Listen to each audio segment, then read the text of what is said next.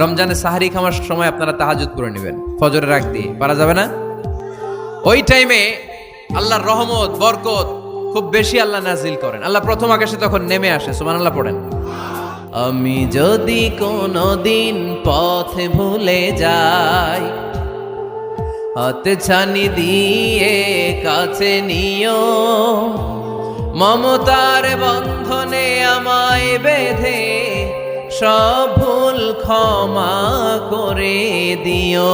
চিল্লায় পড়তে হবে আমিন।